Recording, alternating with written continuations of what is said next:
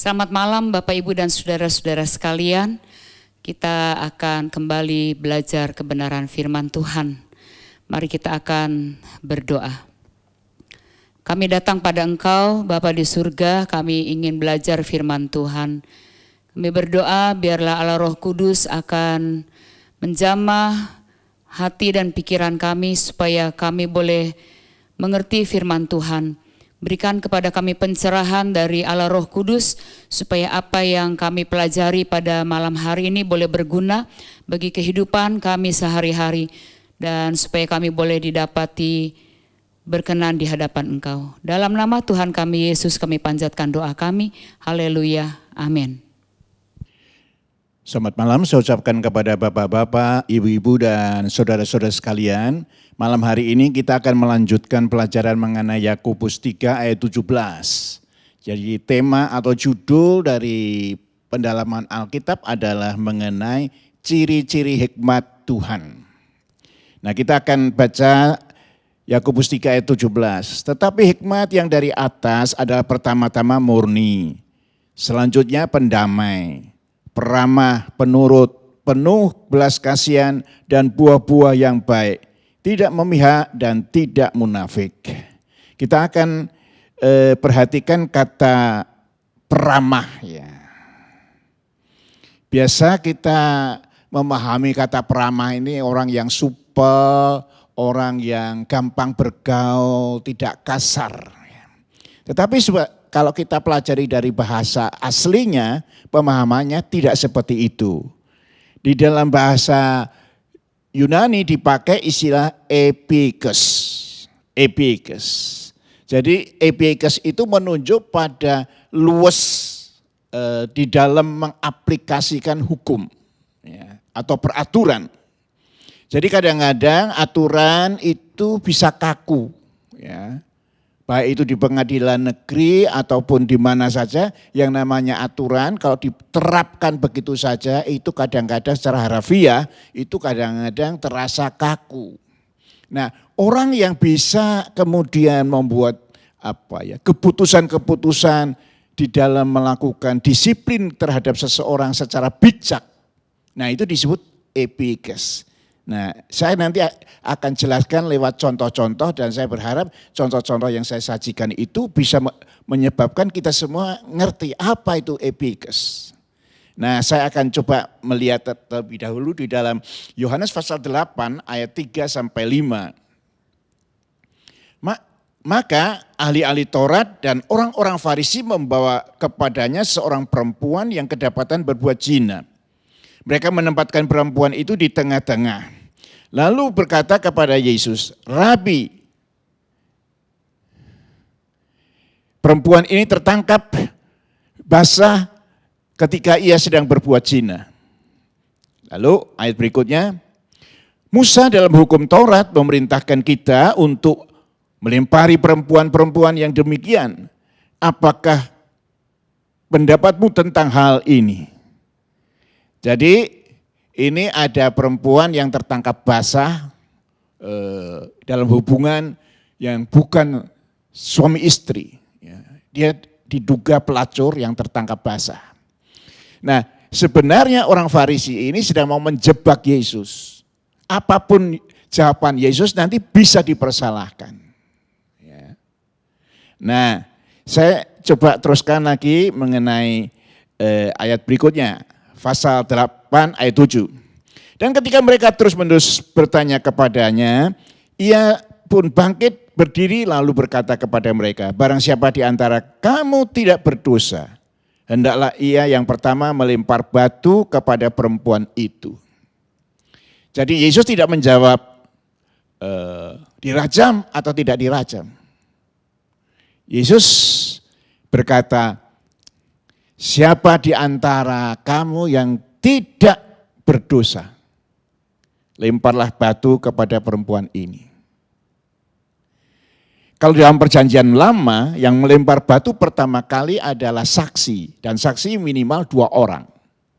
Nah Yesus memakai cara yang baru di dalam menjawab itu. Dia bukan saksi itu yang melempar batu, tapi kalau ada di antara kamu yang tidak berdosa, lempar batu. Lalu di dalam ayat 10 dan 11 dikatakan begini, lalu Yesus membungkuk pula dan menulis di tanah. Tetapi setelah mereka mendengar perkataan itu, pergilah mereka seorang demi seorang, mulai dari yang tertua. Akhirnya tinggallah Yesus seorang diri dengan perempuan itu yang tetap di tempatnya. Lalu Yesus bangkit dan berkata kepadanya, hai perempuan, di manakah mereka? Tidak ada seorang pun yang menghukum engkau. Jawabnya, tidak ada Tuhan. Lalu kata Yesus, aku pun tidak menghukum engkau, pergi dan jangan berbuat dosa mulai sekarang. Jadi ketika Yesus berkata, siapa yang tidak berdosa hendaknya melempar batu, sebetulnya Yesus tidak mengajarkan. Jangan terlalu gampang menghakimi seseorang. Kalau kita sendiri memang penuh dengan dosa, kesalahan, jangan kita mencoba menghakimi orang lain. Gitu. Ya, jadi ada bunyi ayat Alkitab di dalam Matius 7 berkata, balok di depan mata kita tidak kelihatan, tetapi selumbar atau titik kecil yang jauh dari orang lain kelihatan. Artinya jangan kita terlalu mau menghakimi orang lain. Nah, jawaban Yesus yang di dalam ayat yang ke-11, lalu aku tidak menghukum engkau, itu bukan berarti Yesus itu tidak mempersalahkan perempuan itu. Yang salah tetap salah. Ya. Jadi epikes tidak berarti yang salah menjadi benar. Tetapi hukuman atau penalti yang seharusnya diterima bisa disesuaikan dengan kondisi yang ada. Dan dia berkata, jangan berbuat dosa lagi. Artinya apa? Tuhan mau memberi kesempatan wanita itu untuk hidup. Artinya tidak mati di rajam, tapi hidup. Dan kemudian dalam kehidupan yang baru, pelacur ini diharap tidak mengulang lagi. Dia masuk dalam hidup yang baru. Itu yang Alkitab katakan menjadi ciptaan baru.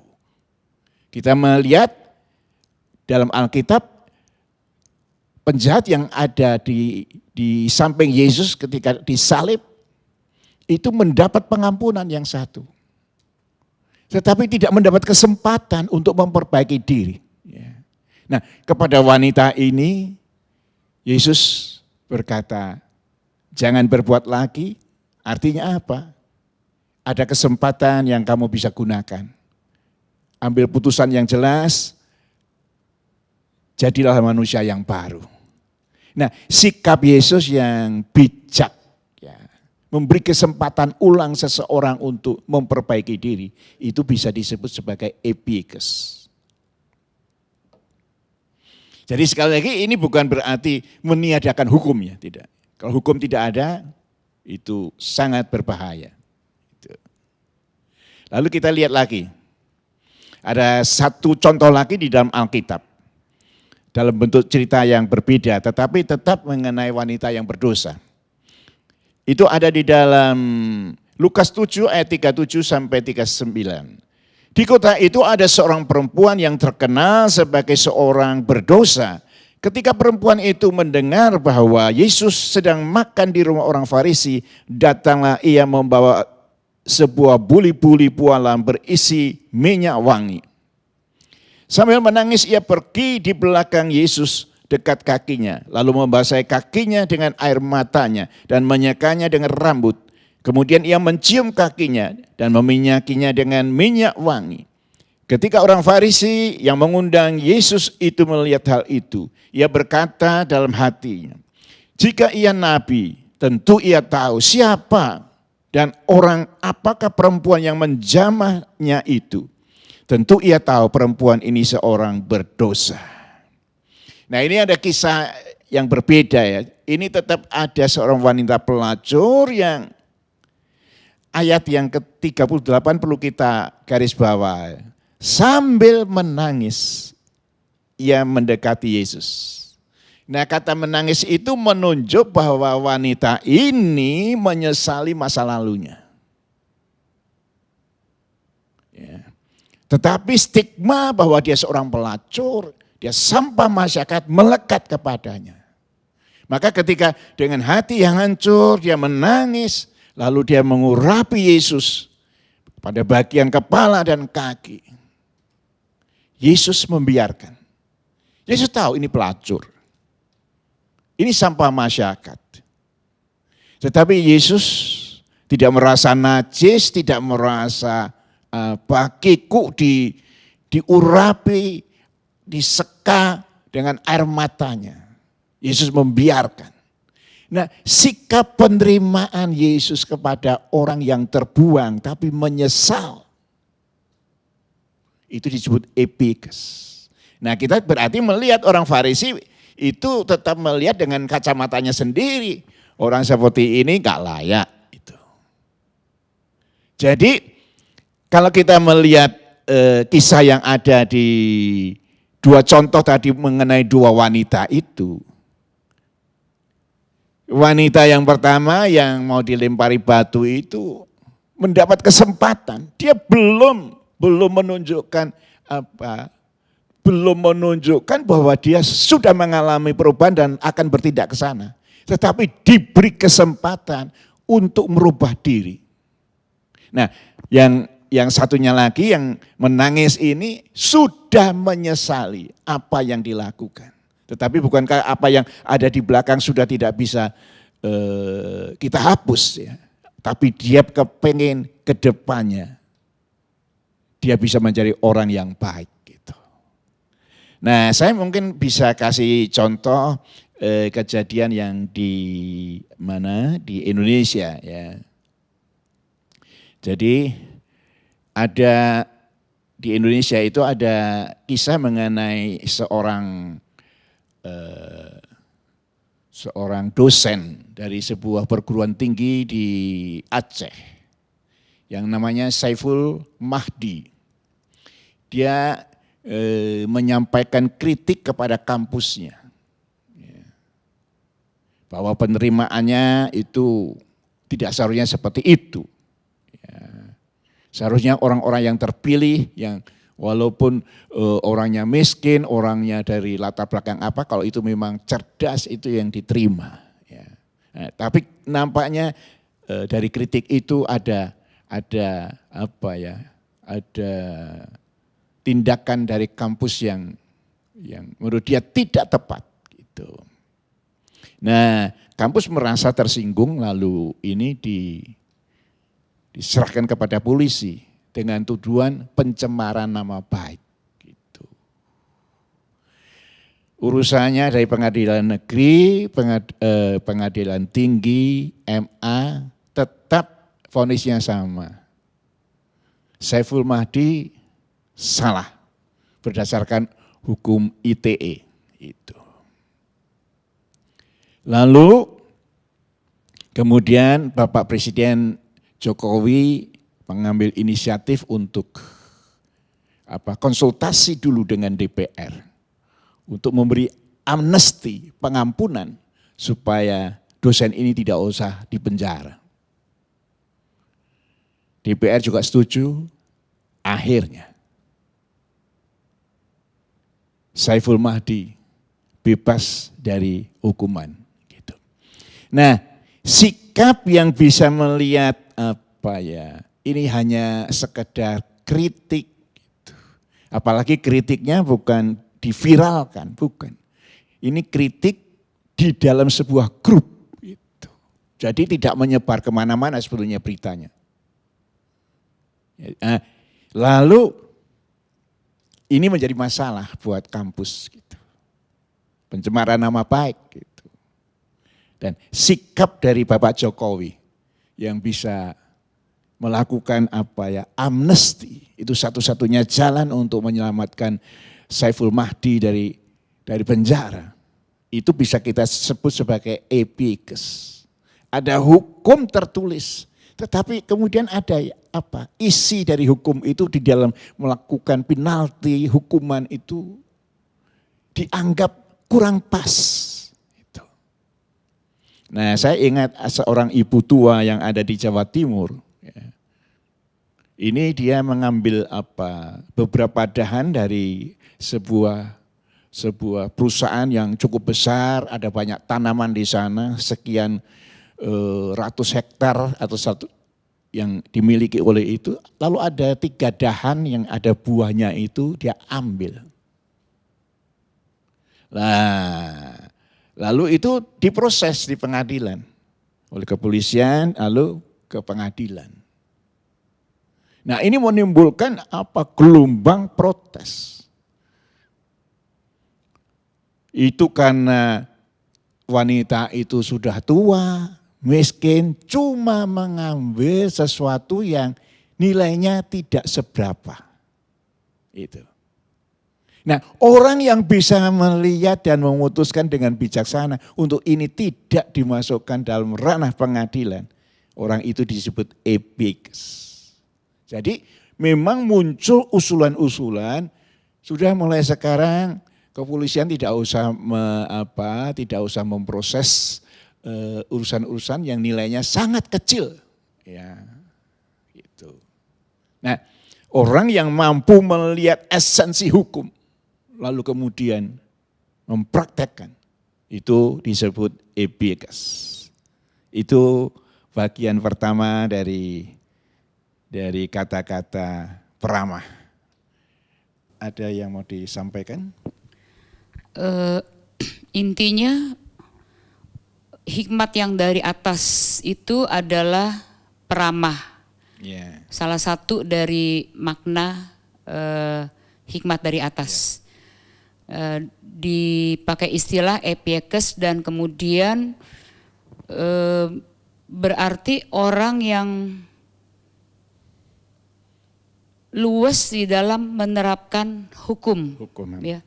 Jadi enggak hukum tapi tetap hukum ya. Pelanggaran tetap pelanggaran. Dosa tetap dosa, tetapi bagaimana kemudian pengaplikasiannya itu diterapkan seperti apa ya. Esensinya tetap tetapi pengaplikasiannya dari hukum itu seperti apa ya. Dan tadi berarti peramah itu adalah orang yang juga memberikan kesempatan kepada orang yang berdosa, melanggar hukum untuk memperbaiki diri. Yeah. Dan ada kesempatan kedua untuk berbuat yang benar begitu ya. Dan kemudian juga peramah itu berarti penerimaan terhadap orang yang berdosa. Yeah. Ya, jadi orang berdosa itu memang dia layak untuk mendapatkan dampak daripada dosanya itu.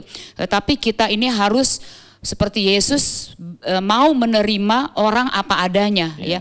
Kadang-kadang kan secara tidak sadar kita suka menghakimi ya, menjudge orang, memberikan stigma negatif terhadap orang yang berdosa. Berarti kita juga tidak boleh seperti itu. Itu adalah orang yang peramah, yang dipenuhi dengan hikmat Tuhan ya. Jadi tidak boleh menghakimi. Kadang-kadang permasalahan yang sering kali kita hadapi di dalam kehidupan sehari-hari adalah misalnya ada seorang narapidana, ya dia dipenjarakan karena dia bersalah ya. Tetapi kemudian setelah keluar juga kadang-kadang secara tidak sadar ada orang-orang tertentu yang tetap menganggap memberikan stigma negatif bahwa dia adalah napi, sehingga kemudian ada orang-orang seperti ini yang sulit mendapatkan pekerjaan, sulit diterima di dalam lingkungan masyarakat dan sebagainya. Jadi orang yang penuh dengan hikmat Tuhan adalah orang yang peramah dalam pengertian seperti ini, begitu ya. Oke.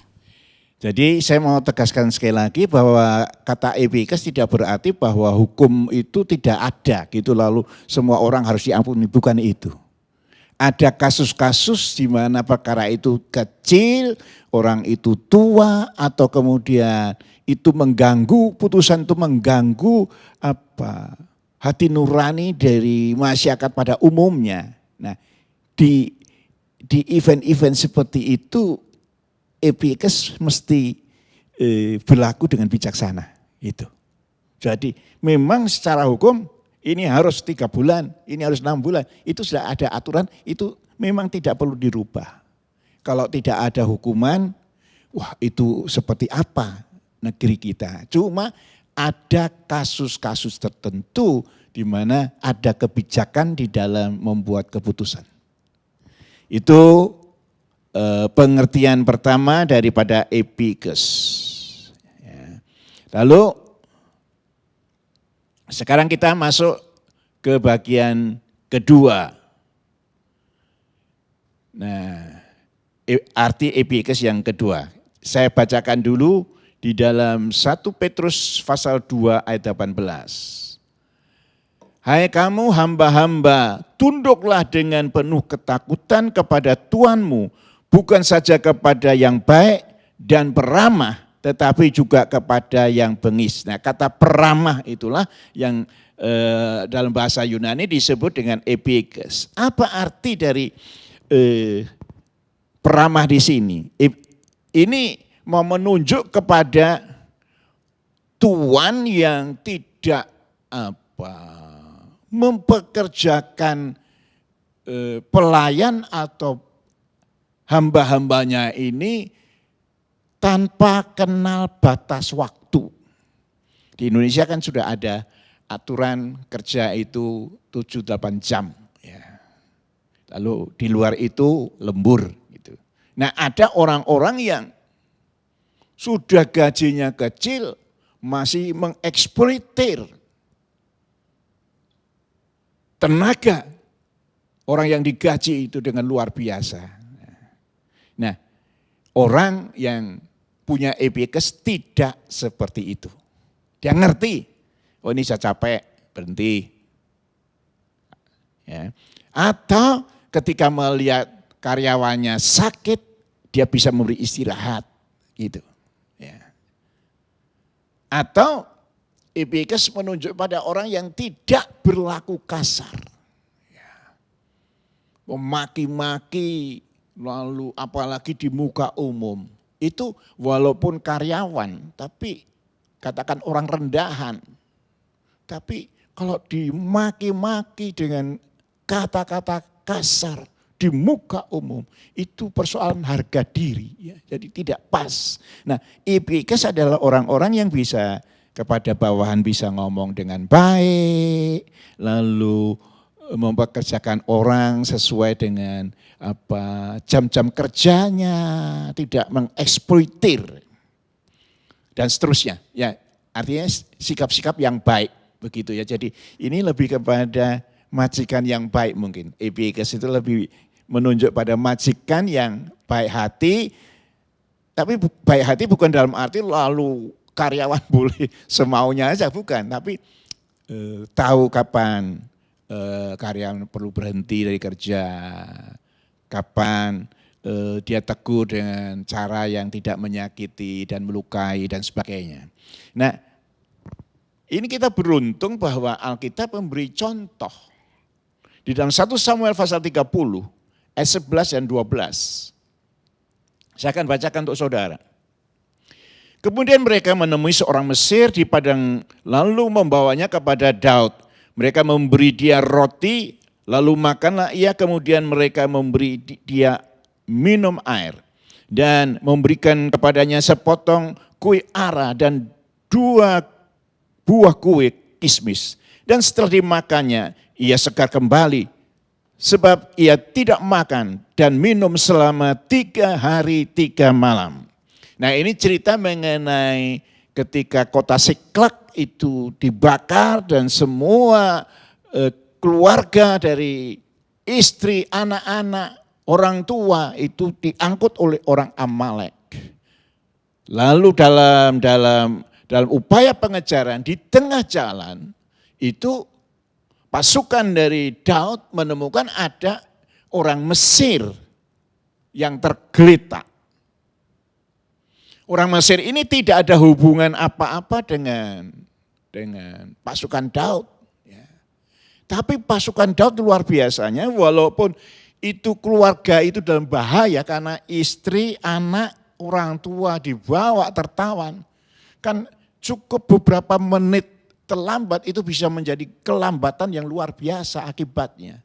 Tetapi Daud dan pasukannya ini bisa lalu memberi makan, memberi minum dan sebagainya. Ya. Sehingga dikatakan dia pulih. segar. Dia sudah sakit dan tidak makan selama 3 hari. Lalu oleh sikap dari pasukan Daud ini, orang Mesir itu kembali sehat. Nah, sikap baik hati seperti ini, mau mengulurkan tangan kepada orang yang memang membutuhkan, itu bisa disebut sebagai epikes. Lalu saya lanjutkan lagi ya. Kemudian bertanyalah Daud kepadanya, budak siapakah engkau dan dari manakah engkau? Jawabnya, aku ini seorang pemuda Mesir, budak kepunyaan seorang Amalek. Tuanku meninggalkan aku karena 3 hari yang lalu aku jatuh sakit. Nah, saya mau memperbandingkan sikap dari majikan dari orang Mesir ini dengan pasukan Daud. Majikannya itu ketika ngelihat anak buahnya orang Mesir itu sakit, dengan teganya dia tinggalkan di padang gurun. Itu sama dengan membunuh secara tidak langsung. Karena di padang gurun itu tidak ada air, tidak ada makanan, tidak ada siapa-siapa. Ditinggalkan di situ, seharusnya mati. Nah, sikap kejam ini itu bertentangan dengan pasukan Daud yang memang harus buru-buru menyelamatkan keluarganya, tapi punya waktu menolong orang Mesir ini. Jadi epikes dan tidak epikes itu ada dalam satu pasal. Majikan dari orang Mesir itu tidak punya epikes, lalu pasukan Daud punya epikes. Nah, saya akan lanjutkan lagi satu contoh di dalam Alkitab, masih dalam Perjanjian Lama. Dalam Rut 2 ayat 8 sampai 9. Sesudah itu berkatalah Boaz kepada Rut, dengarkan dahulu anakku. Tidak usah engkau pergi memungut jelai ke ladang lain dan tidak usah juga engkau pergi dari sini. Tetapi tetaplah dekat pengerja-pengerjaku perempuan. Lihat saja ke ladang yang sedang disabit orang itu. Ikuti perempuan-perempuan itu dari belakang. Sebab aku telah memesan kepada pengerja-pengerja laki-laki supaya jangan mengganggu engkau. Jika engkau haus, pergilah ke tempayan-tempayan dan minumlah air yang dicedok oleh pengerja-pengerjaku. Jadi ini saya mau menunjukkan bagaimana Boaz itu dapat dikategorikan sebagai orang yang punya epikes, belas kasihan, kebaikan hati. Ya. Jadi Boaz tidak kenal dengan Rut. Rut adalah orang Moab. Bagi orang Israel, orang Moab itu warga kelas 2. Artinya tidak sederajat. Ya. Kan Moab itu leluhurnya kan Lot. Itu hubungan ayah dan anak itu. Lalu muncul Moab. Jadi ini dipandang enteng oleh orang Israel.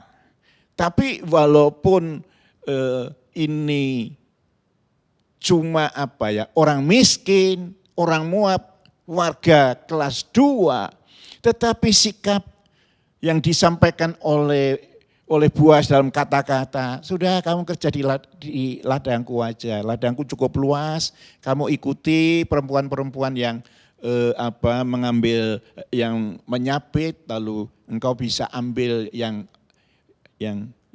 terjatuh, kamu bisa bawa pulang. Nah, sikap yang ramah kepada orang yang warga kelas 2, seorang janda, lemah.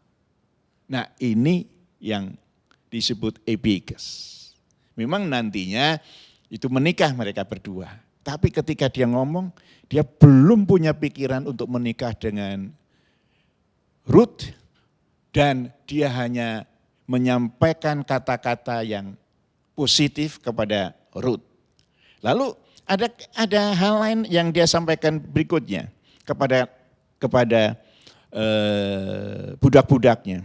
Itu di dalam Rut pasal 2 ayat yang ke-15 dan 16. Setelah ia bangun memungut pula, maka Boaz memerintahkan kepada pengerja-pengerjanya, Dari antara berkas-berkas itu pun ia boleh memungut, jangan diganggu. Ya, itu sudah saya sampaikan tadi. Nah ini yang berikut ini yang penting. Ayat 16. Bahkan haruslah kamu sengaja menarik sedikit-sedikit dari ongkokan jelai itu untuk dia dan meninggalkan supaya dipungutnya, jangan berlaku kasar terhadap dia. Jadi biasanya di Israel orang miskin itu boleh jalan di belakangnya penyabit. Lalu kok penyabitnya itu pegang apa? Batang jelai, batang gandum, lalu ada yang jatuh tidak boleh diambil. Itu jatah dari orang miskin yang ada di belakang para penyabit. Nah, Boas kasih tahu, tidak usah yang terjatuh itu yang diambil. Bahkan kamu sengaja menjatuhkan sebagian dari apa yang kamu sabit, supaya dia bisa pulang dengan membawa banyak gandum dan jelai. Nah ini sikap dermawan dari orang kaya. Tidak semua orang kaya punya hati dermawan. Jadi kita melihat ini yang disebut dengan epikes. Jadi hikmat Allah yang itu epikes. Bisa menerapkan hukum secara bijaksana, tetapi juga orang yang baik hati. Itu yang saya sampaikan. Berarti orang yang berhikmat atau orang yang memiliki hikmat Allah itu adalah orang yang tidak memandang rendah orang lain, ya. Betul. Dalam kaitan antara majikan dengan bawahan, dalam kaitan orang kaya tidak meremehkan orang-orang yang miskin, ya. Karena di sekitar kita ada banyak orang-orang yang mungkin lebih rendah dari kita dalam soal status ekonomi dan sebagainya. Tetapi firman Tuhan mengajarkan kita harus memiliki hikmat dari atas. Dalam pengertian bukan cuma ramah dalam arti ramah seperti pengertian kita begitu. Tetapi orang yang ramah adalah orang yang memiliki belas kasihan terhadap orang lain. Kemudian orang yang baik hati yang mau memberi. Dan orang yang tidak merasa dirinya lebih dari orang lain kemudian merendahkan sesamanya begitu. Di dalam kasus sehari-hari kadang-kadang kita kan suka dulu waktu masih ada koran itu masih jadi bacaan begitu. Kita kan seringkali dengar ada majikan dibunuh oleh bawahannya itu karena dia diperlakukan dengan tidak manusiawi. Ya bukan cuma tadi Pak Gunawan menjelaskan disuruh kerja keras, tetapi dengan gaji yang minim, tetapi juga diperlakukan dengan kasar dan tidak manusiawi, sehingga kemudian kita dengar ada dampak-dampak yang negatif. Berarti orang-orang seperti itu adalah orang-orang yang tidak epikes, ya. Orang yang epikes adalah orang yang melihat bahwa sesama kita manusia, siapapun juga mereka itu, kita belajar untuk memperhatikan mereka, peduli dan menghargai mereka, begitu ya. Jadi sebetulnya Yakobus 3 ayat 17 ini berisi, nanti kan ada 8 yang dikatakan hikmat itu menghasilkan 8 perkara nilai-nilai yang mulia, budi pekerti yang unggul sebetulnya. Sedangkan kalau itu hikmat dunia memang bisa membuat orang sukses, tetapi itu di situ ada iri hati, ada perselisihan, dan ada banyak perkara kejahatan yang terjadi. Jadi ini memang sebetulnya pembedaannya itu bukan pinter dan tidak pinternya, orang berhikmat dan tidak berhikmat, tapi bagaimana kelakuannya dalam keseharian. Yang ini demi sukses segala cara dihalalkan. Kalau yang di sini nilai-nilai luhur yang dianjurkan. Nah sekarang saya akan lanjutkan dengan yang kedua. Nah setelah atau saya bacakan ya Yakobus 3 ayat 17. Tapi hikmat yang dari atas pertama-tama murni, selanjutnya pendamai, peramah. Nah lalu dikatakan penurut. Nah, penurut itu sama dengan eupetes.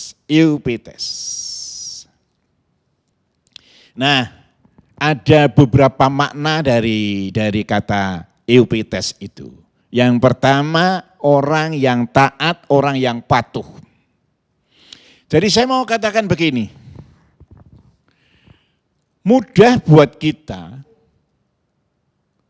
untuk melaksanakan sebuah tugas, kalau tugas itu diberikan oleh orang yang kita kenal, yang baik terhadap diri kita. Ya. Jadi kalau orang itu baik kepada kita, kita disuruh, tolong ya antar saya, ya. Tolong ya bawakan barang saya, ya. Dengan sukacita karena dia tahu orang ini baik dan saya suka sama orang ini. Gitu. Jadi mudah, patuh, taat kepada orang yang dia sukai, dia kenal dengan baik. Ya. Lalu yang kedua, mudah kalau apa yang disuruh itu sesuai dengan apa ya, talenta kita. Sesuai dengan apa, kemampuan kita. Misalnya saya itu seorang yang suka keluar, jago di marketing. Nah, kalau saya disuruh untuk melakukan menjajakan, memasarkan produk, saya pasti senang karena itu memang jiwa saya di sana itu.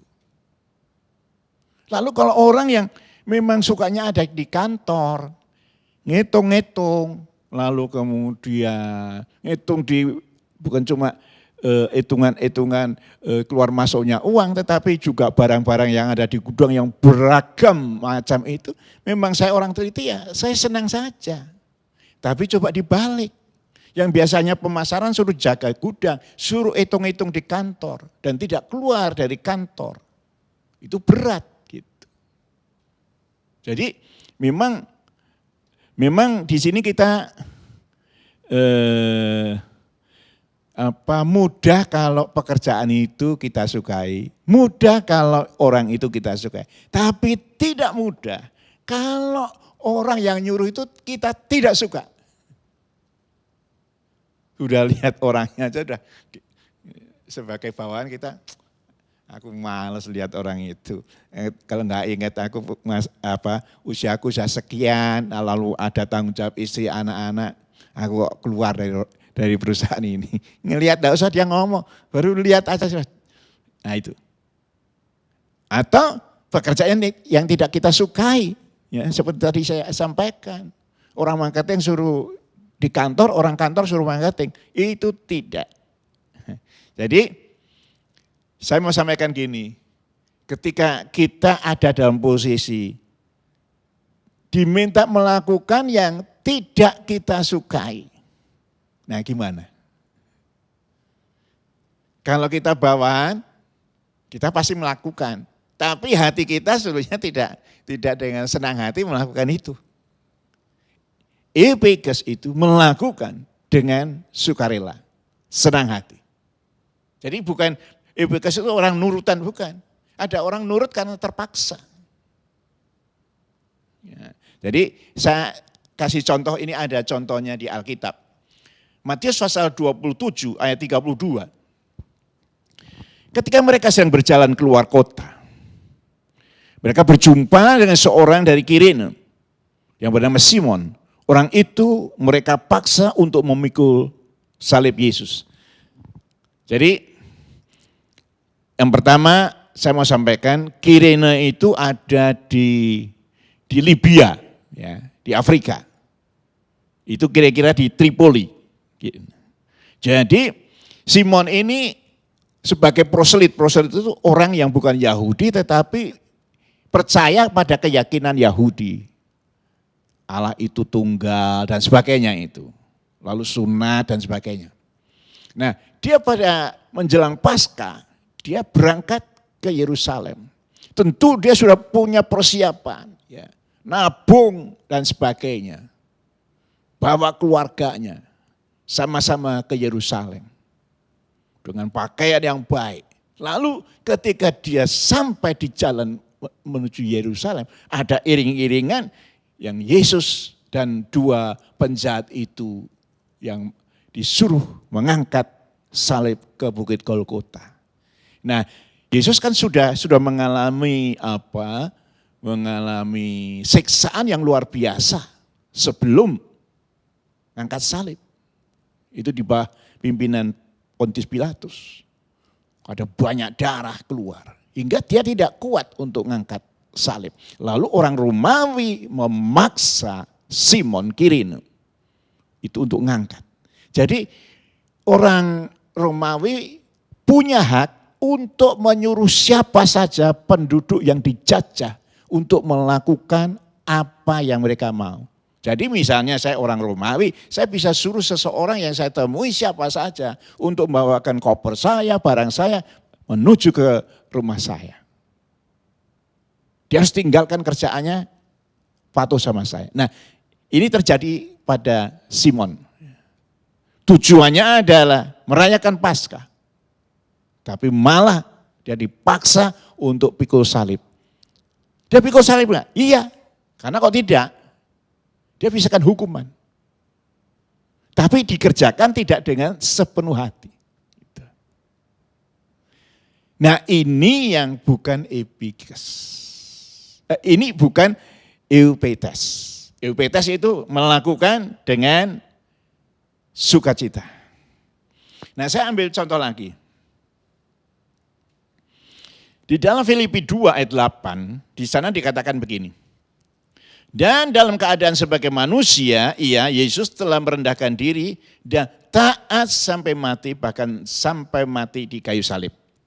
Ya. Yang pertama ada statement Yesus taat. Ya. Itu yang digarisbawahi taat, bahkan sampai pada kematiannya.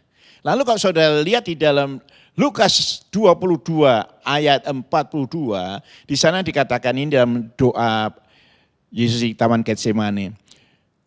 Bapakku, jika engkau mau ambil cawan ini daripadaku, tapi bukan kehendakku, melainkan kehendakmu yang terjadi. Jadi Yesus itu ketika harus diminta oleh Bapa surga untuk meminum cawan itu berisi dosa seluruh umat manusia, cawan itu berisi seluruh penyakit manusia. Nah, ada kegentaran dalam diri Yesus. Lalu dia menawar kalau boleh. Tapi dia tambahkan kehendakmu yang jadi. Dan ketika memang itu harus dilakukan, Yesus melakukan dengan sepenuh hati. Ya. Nah itu yang disebut dengan eupetes. Eupetes itu mengerjakan sebuah pekerjaan dengan sukacita. Nah, di hadapan kita kan bisa pekerjaan yang menyenangkan kita atau pekerjaan yang tidak kita sukai. Ya. Yang tidak gampang, yang tidak kita sukai. Nah, kita sebagai orang percaya perlu belajar, bukan saja bersedia melakukan apa yang kita suka, tapi juga mengerjakan apa yang kita tidak suka, karena itu memang diharap kita mengerjakannya. Itu yang pertama. Pak Gunawan berkaitan dengan soal ketaatan ya. Dan tadi kan disinggung juga ketaatan di dalam pelayanan begitu loh. Jadi ada mungkin pelayanan-pelayanan yang dipercayakan kepada kita, tetapi kita tidak menyukainya begitu. Tapi kan kita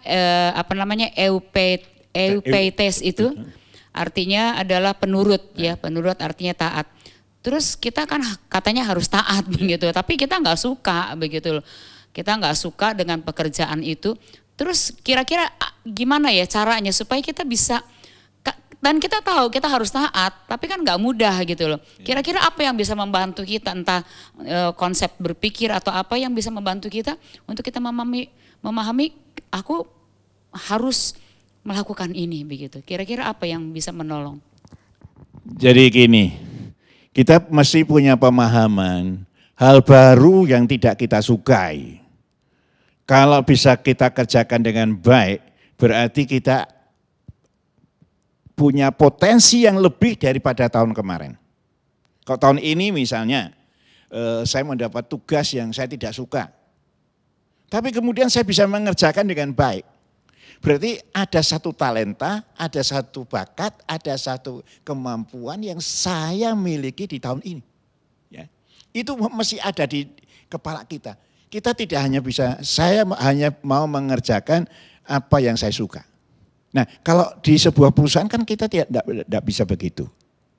Saya maunya ini Pak, loh yang kita butuhkan bukan ini, kan gitu. Nah lalu gimana gitu? Ya mau tidak mau yang demi kita bisa menghidupi keluarga ya kita lakukan itu. Mula-mula memang ada rasa tidak nyaman, pasti. Misalnya dulu kerjaannya apa lalu ini peringkatnya turun gitu kan, jadi seperti gengsinya kurang gitu ya. Tapi setelah dia bisa ngerjakan dengan baik, loh ini loh, atasan tuh kok anak buahnya bisa ngelihat anak buahnya itu ngerjakan dengan baik. Promosi itu menanti loh. Promosi itu menanti orang yang eupetes. Disuruh ini ya, disuruh itu ya. Karena kalau dia bisa ngerjakan, minimal 2 perkara ini dikerjakan, padahal dia tidak suka. 2 talenta dia peroleh. Jadi seharusnya ini, kita harus menang terhadap diri kita sendiri di awal. Ya mungkin 3 bulan, 4 bulan itu masa-masa pergumulan di mana apa ya, ya istilah kita tidak suka dengan sebuah makanan lalu kita disuruh makan kan gitu. Kita tidak suka dengan sebuah pekerjaan tapi kita harus mengerjakan. Nah itu saya berpikir kita memang harus berjiwa lapang, punya pikiran yang cukup luas ya. Bahwa kemudian setelah bos kita melihat dari 3 perkara yang kita kerjakan, yang ternyata yang kita suka itu yang paling menonjol, lalu kita kemudian ditempatkan, dipindahkan ke situ, ya puji Tuhan, kan gitu. Tapi ketika kita disuruh, ya memang harus gitu. Tapi kita harus punya konsep. Konsepnya ada, walaupun tidak kita sukai. Kalau aku bisa ngerjakan dengan baik, aku punya tambahan 1 talenta dari Tuhan. Berarti ketaatan itu bisa membuat kita justru mendapatkan hal-hal yang positif ya. Ada promosi dan kemudian ternyata kita melihat bahwa di dalam diri kita ternyata ada potensi tertentu. Betul. Ya yang tadinya kita nggak lihat tapi kita melaksanakan apa yang semula kita nggak suka tapi kita melaksanakannya, tiba-tiba kita ngerti, oh ternyata aku bisa. Ya, bahkan betul. Mungkin justru itu menjadi sesuatu yang lebih kuat dari yang lain. Lebih kuat dan lebih bisa kita kembangkan. Berarti kita tidak boleh melakukan sesuatu dengan terpaksa walaupun yang disuruhkan kepada kita itu kita tidak suka ya. Berarti konsep berpikir kita yang harus dijaga betul. Ya. Bahwa ya siapa tahu ini merupakan batu loncatan buat kita untuk kita boleh mendapatkan sesuatu yang lain atau kita bisa lebih cakap lagi begitu. Karena tidak ada sesuatu yang tidak berguna kalau kita menjalankannya dengan sukacita dengan sukarela, tidak terpaksa. Berarti pikiran kita yang harus dirubah ya. Betul. Oke, betul. Terima kasih. Ya, jadi itu lalu yang B. Pengertian, jadi yang pertama kan eupetes itu berarti orang yang patuh tapi patuhnya keluar dari hati ya. Keluar dari hati, harus keluar dari hati. Yang tidak keluar dari hati bukan eupetes, itu keterpaksaan. Nah keterpaksaan bisa dimaklumi kalau cuma 3-4 bulan gitu ya. Tapi kalau sudah lewat dari itu saya kira itu memang kita maunya sendiri gitu. Oke. Lalu yang B, ternyata eupetes itu berarti juga dapat dipercaya. Dapat dipercaya. Orang yang dapat dipercaya itu karena sukses mengerjakan tugas atau di waktu tidak ada yang ngawasin, kita bekerja dengan maksimal. Nah, Kejadian 39 ayat 5 sampai 6. Ini contohnya mengenai Yusuf. Sejak ia memberi, yaitu Potifar, memberi kuasa dalam rumahnya dan atas segala miliknya kepada Yusuf, Tuhan memberkati rumah orang Mesir itu karena Yusuf. Sehingga berkat Tuhan ada atas segala miliknya, baik yang di rumah maupun yang di ladang. Segala miliknya diserahkan pada Yusuf, kekuasaan Yusuf, dan dengan bantuan Yusuf ia tidak usah lagi mengatur apa-apapun selain dari makanannya sendiri. Adapun Yusuf itu manis sikapnya, elok parasnya. Nah, ini ada kata-kata gini, sejak Potifar memberi kuasa, kepercayaan untuk Yusuf mengatur rumahnya. Nah, ini saya mau sampaikan kepada saudara begini. Tugas Yusuf itu ada di 3 bidang pekerjaan. Yang waktu dia ada di rumah bapaknya tidak pernah dia kerjakan. Yang pertama adalah bagaimana mengelola rumah tangga para pelayan-pelayan yang ada di rumah Potifar. Jadi ini berkaitan dengan tentu sebagai orang pejabat pengawal, dia punya banyak, ya, puluhan karyawan. Nah, saya meyakini tidak semua tugas-tugas yang 3. Jadi yang kedua itu yang ada di daerah peternakan. Jadi itu kan ada padang rumput, di sana ada lembu, di sana ada keledai, onta dan sebagainya, ya, domba. Nah, itu menjadi dia punya tugas untuk mengelola. Lalu yang ketiga itu pertanian. Jadi ada 3 lokasi. Di rumah ngatur manajemen rumah hingga semua berjalan rapi. Di peternakan, di pertanian. Saya tidak meyakini bahwa Potifar itu langsung mempercayakan 3 hal itu. Dia mesti melihat dulu. Mungkin di rumah tangganya dulu. Gimana ngatur 50 karyawan yang ada di rumahnya. Bagus. Lalu dia coba di pertanian. Hasilnya bagus. Dia coba lagi, kasih kesempatan di peternakan. Itu kata-kata Tuhan memberkati kan berarti hasil gandum dan jelai itu lebih banyak daripada sebelum dikelola oleh Yusuf. Kata Tuhan memberkati berarti ternaknya lebih banyak setelah dikelola oleh Yusuf. Kata Tuhan memberkati lalu manajemen atau apa, tertibnya para budak-budak di rumah Potifar itu tertata dengan rapi. Nah, orang yang dapat dipercaya itu, kalau kita lihat Yusuf ini tidak mengerjakan, di rumah kan dia tidak punya banyak budak begitu. Dia enggak. Peternakan juga enggak. Dia cuma disuruh, itu kakakmu dilihat itu, selamat enggak, baru apa gitu. Kan tapi dia bukan orang yang mengerjakan peternakan, apalagi pertanian, tidak. Tapi ketika dia dipercaya dengan hal yang baru dan dia mengerjakan dengan sepenuh hati, diberkati Tuhan apa yang dikerjakan, lalu 3 perkara yang itu sesuatu pekerjaan yang asing itu dapat diselesaikan dengan baik. Itu sebabnya orang yang dapat dipercaya adalah orang yang sudah menunjukkan kinerjanya bagus. Disuruh A, dia kerjakan A dengan maksimal. Dikerjakan B, B dikerjakan dengan maksimal. Kerjaan C, C dikerjakan dengan maksimal. Lalu Tuhan yang melihat, kok diberkati sekarang. Dia serahkan semua tanggung jawab atas semua yang dia miliki kepada Yusuf. Nah, kita perlu itu. Nah, seandainya, nah ini kita kembali ke yang urusan tadi. Kalau Yusuf cuma maunya yang ada di rumah tangga Potifar, yang di peternakan, saya enggak bisa, enggak mau. Lalu yang di peternakan dia enggak mau. Saya kira kok nasibnya dari Yusuf belum tentu secepat itu dia akan menjadi orang kedua dari kerajaan Mesir. Karena apa? Potensinya itu tidak dikembangkan secara maksimal. Gitu, ya. Nah itu sebabnya karena dia ngurusin peternakan dari Potifar.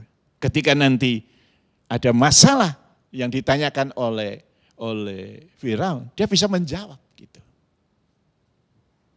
Nah, saya akan lanjutkan dengan satu ayat lagi ya. Ini masih mengenai Yusuf. Kejadian 41 ayat 39 sampai 40. Kata Firaun kepada Yusuf, oleh karena Allah telah memberitahu semua ini kepadamu, tidaklah ada orang yang demikian berakal budi dan bijaksana seperti engkau. Engkau menjadi kuasa atas istanaku dan kepada perintahmu seluruh rakyatku akan taat. Hanya tahta inilah yang kelebihan daripadamu. Jadi ini luar biasa ini. Ini cukup ngomong tidak sampai 1 jam. Langsung diangkat menjadi wakil daripada Firaun.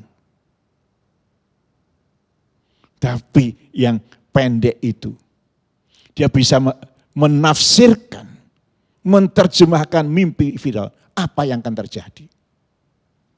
7 tahun pertama ada kelimpahan. 7 tahun kedua ada kelaparan. Jadi ini kalau istilahnya orang yang bisa melihat masa depan. Gitu. Memprediksi masa depan bagaimana keadaan negara. Lalu bukan hanya itu. Solusinya kalau ada 7 tahun kelaparan. Apa solusinya? Dia bisa kasih. Memang kalau Tuhan sudah kasih hikmat, ya, biar itu bidang itu baru. Yang terlontar dari mulut kita itu kata-kata yang ngagetin orang. Wah, aku kok gak mikir ya solusinya seperti ini. Langsung Firaun yang baru hari itu ketemu Yusuf. Orang yang ada di penjara sekian tahun. Budak. Langsung menjadi orang kedua. Jadi kalau kita lihat Yusuf itu bukan saja kerjanya bagus. Bidang apa saja dia selalu ya dan berhasil. Karena Tuhan menyertai. Yang kedua, omongannya itu bisa mengenai masa depan, mengenai hal-hal yang penting, yang bermutu. Saya yakin tidak sampai 1 jam itu. Langsung dari seorang budak yang diborgol menjadi orang kedua. Saya berpikir kita mesti minta kepada Tuhan eupetes. Tuhan, kerjaan apapun, apakah itu di gereja, di kantor, aku suka atau tidak suka. Beri aku kerelaan untuk mengerjakan sepenuh hati. Lalu Tuanku bisa ngelihat bahwa hal baru ini yang aku tidak suka bisa aku kerjakan dengan maksimal. Aku bisa memberi ide-ide yang bagus kepada atasanku. Lalu promosi terjadi. Itu mengenai eupetes. Eupetes atau dapat dipercaya itu bukan hanya dalam pengertian dia konsisten dengan apa yang dia omong, ya. Tetapi pengertiannya adalah orang yang dapat dipercaya karena kesetiaannya di dalam menjalankan tugas-tugas yang dipercayakan. Kinerjanya bagus. Kinerjanya bagus. Jadi walaupun pekerjaannya kecil, tapi dijalankan dengan setia. Betul. Kemudian dia naik pangkat, dijalankan dengan setia. Betul. Kemudian naik pangkat lagi, dia dipercaya lagi, dan dia terus menanjak di dalam karier. Ya, berarti orang yang berhikmat adalah orang yang dapat dipercaya karena dia mau menjalankan tugas yang dipercayakan dengan excellent service, ya. Dia menjalankan dengan tanggung jawab, dengan sungguh-sungguh apapun yang dia kerjakan. Dan kemudian Pak Gunawan berkaitan dengan yang tadi dijelaskan mengenai Yusuf, berarti itu juga erat kaitannya dapat dipercaya. Omongannya dalam pengertian omongannya itu penuh dengan hikmat, berbobot begitu. Jadi setiap saran-sarannya itu memang dari Tuhan lah, bukan dari dia begitu. Tetapi dari Tuhan. Itu berarti dasarnya adalah tetap orang harus memiliki kedekatan dengan Tuhan, ya, sehingga dia bisa menjadi orang yang dapat dipercaya. Kata-katanya dipercaya, bisa membangun orang lain. Kata-katanya penuh hikmat dan dia bertanggung jawab dengan setia di dalam pekerjaannya, menjalankan dengan baik begitu, menjalankan dengan baik. Kalau yang Yusuf ini di masa dulu dia tidak ada kesempatan lihat dari Google, dari buku-buku tidak ada. Ya. Betul-betul itu Tuhan yang kasih inspirasi, pewahyuan. Tapi kok sekarang kita bisa dibantu. Ada penulis-penulis yang bagus, ya. Ya. Saya mau katakan gini loh.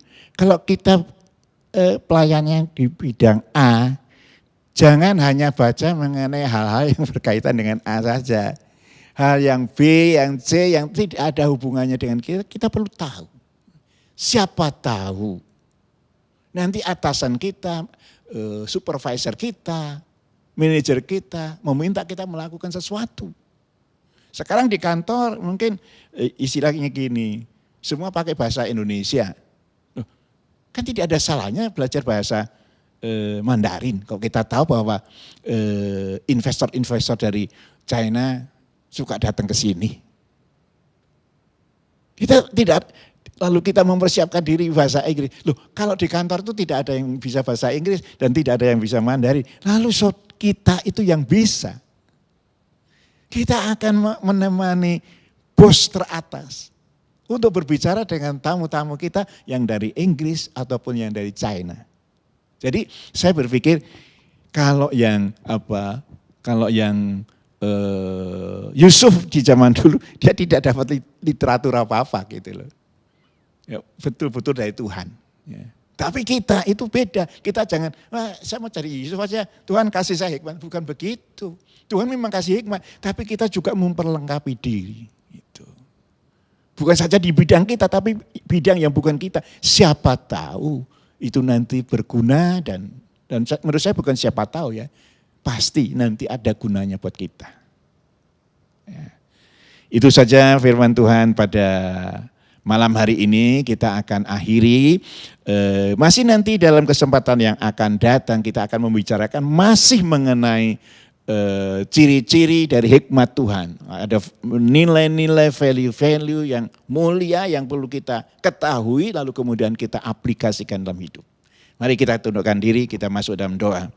Bapa kami yang ada dalam sorga, kami datang kepada Engkau dengan ucapan syukur terima kasih kami telah mendengar mengenai dua istilah yang perlu kami lakukan dalam hidup kami. Epikes dan eupetes. Jadikan kami menjadi pelaku-pelaku dan bukan hanya pendengar firman. Terima kasih Tuhan. Dalam nama Tuhan kami Yesus Kristus kami berdoa. Amin.